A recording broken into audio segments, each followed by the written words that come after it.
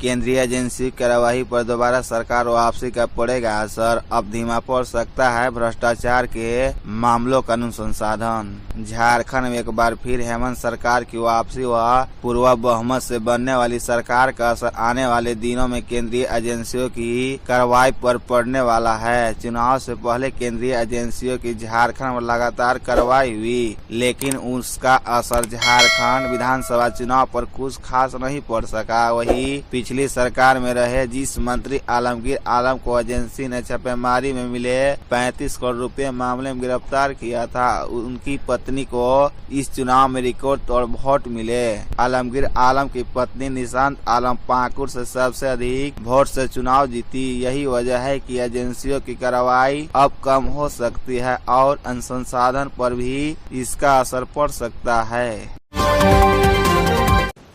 लोकतंत्र के रक्षकों पर हमले कर रहे झामुमो कांग्रेस के गुंडे। मरांडी प्रदेश भाजपा अध्यक्ष बाबूलाल मरांडी ने मंगलवार को कहा कि झारखंड की अस्मिता बचाने के लिए भाजपा लंबी लड़ाई के लिए तैयार है। बरहेट पहुंचे प्रदेश भाजपा अध्यक्ष ने वहां के भाजपा प्रत्याशी गमलियन हेब्रम को वोट देने वाले इमाम मिर्जा सहित अन्य के घरों पर हुए पथराव की जानकारी ली। कहा झामुमो कांग्रेस के लोग लोकतंत्र के रक्षकों पर हमले कर रहे हैं। मरांडी ने पथराव की भर्त्सना करते हुए कहा कि आज संविधान दिवस है। भारत का संविधान लोकतंत्र का सुरक्षा कवच है, लेकिन कांग्रेस और झामुमो सत्ता के अहंकार में लोकतंत्र की रखवालों पर हमला कर रहे हैं। इमाम मिर्जा के घर पर सिर्फ इसलिए पथराव किया गया। पीएम मोदी और अमित शाह से मिले हेमंत कल्पना।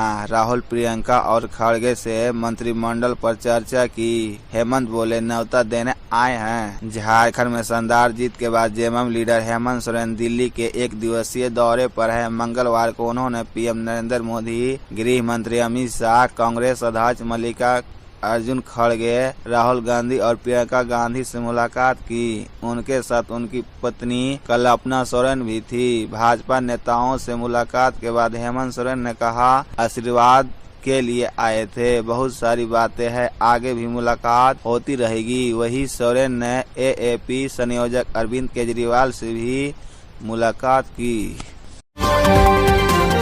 हजारीबाग में महिला से 50,000 रुपये की लूट। बाइक सवार 3 बदमाशों ने की वारदात, बैग लेकर भागे। हजारीबाग के इंद्रपुरी चौक में मंगलवार को बाल विकास परियोजना की महिला पर्यवेक्षिका से 50,000 रुपये की लूट की घटना सामने आई है। बाइक सवार 3 बदमाशों ने उनके कंधे पर लटकते बैग को छीनकर भाग निकले। बैग बचाने के चक्कर में वो सड़क पर भी गिर गई। उनके चेहरे पर काफी चोट लगी है। मेरू निवासी महिला पर्यवेक्षिका अंजू कुमारी ने बताया कि वह बैंक ऑफ इंडिया की शाखा से 50,000 रुपये निकालकर पैदल ही ऑटो पकड़ने के लिए जा रही थी। जैसे ही वह इंद्रपुरी चौक के पास पहुंची, एक बाइक पर सवार 3 युवक पीछे से आ गए। उन्होंने अंजू का बैग छीना और तेजी से भाग निकले।